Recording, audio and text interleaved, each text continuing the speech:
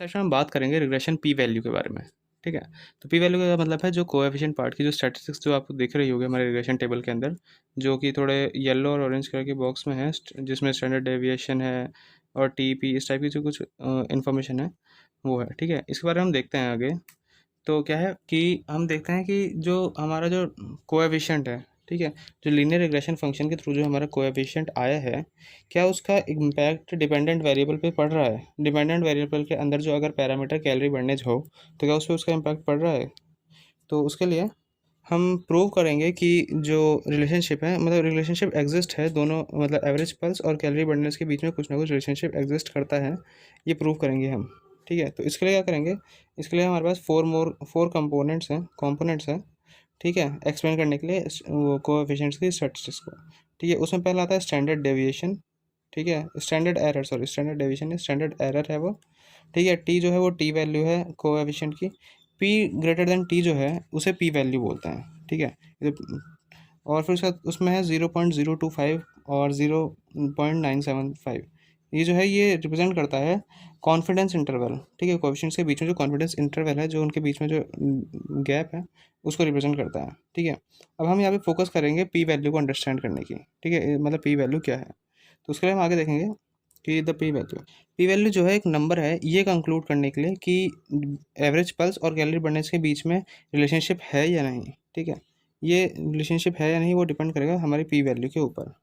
तो क्या हम टेस्ट करेंगे ट्रू वैल्यू, अगर कोएफिशिएंट की ट्रू वैल्यू 0 आती है तो उनके बीच में मतलब रिलेशनशिप नहीं होगा, और जैसे जैसे वो वैल्यू 1 की तरफ जाएगी उनका रिलेशनशिप होगा। ठीक है, अब इस जो हम टेस्ट करेंगे, स्टैटिकल टेस्ट जो होगा हमारा, इसे हाइपोथेसिस टेस्टिंग कहते हैं, हाइपोथेसिस टेस्टिंग। ठीक है, अब क्या है, अगर लो पी वैल्यू है, मतलब कि जो पी वैल्यू है हमारी वो 0.05 से कम है। ठीक है, इसका मतलब है जो हमारा कोएफिशिएंट है उसमें मतलब लाइक वो लगभग 0 के बराबर है, तो उसमें बहुत कम रिलेशनशिप है या फिर नहीं है। ठीक है, ना के बराबर है। और अगर हमारे पास हाई पी वैल्यू आती है, 0.05 से ज़्यादा आती है, तो क्या है, तो हम कंक्लूड नहीं कर सकते कि जो एक्सप्लेनेटरी वेरिएबल है हमारे पास वो डिपेंडेंट वेरिएबल को इफेक्ट कर रहा है क्या नहीं। ठीक है, और जो एक हाई पी वैल्यू होती है, मतलब जो पी वैल्यू अगर हाई होती है तो उसे इनसिग्निफिकेंट पी वैल्यू बोलते हैं।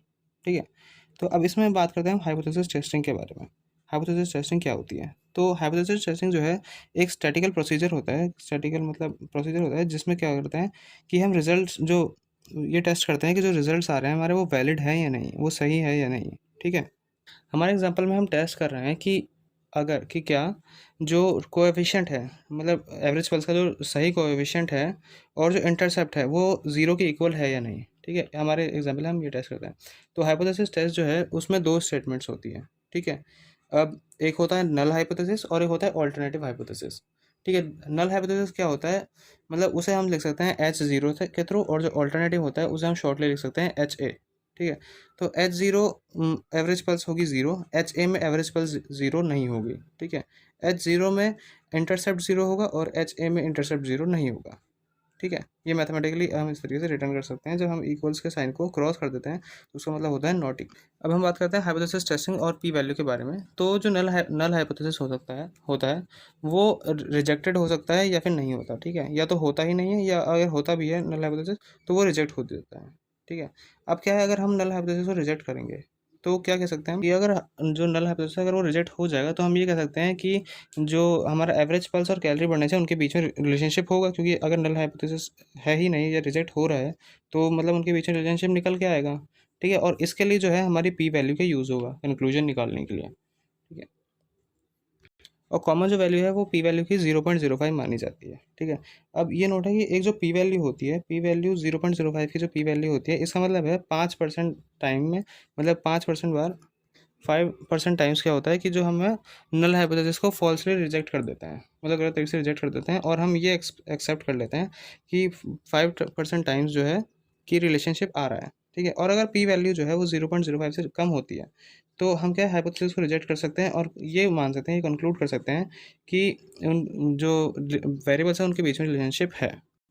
पर इस एग्जांपल में जो पी वैल्यू है, एवरेज पल्स की जो पी वैल्यू है वो 0.824 आ रही है, तो हम ये कंक्लूड नहीं कर सकते कि एवरेज पल्स और कैलोरी बर्नर्स के बीच में रिलेशनशिप है।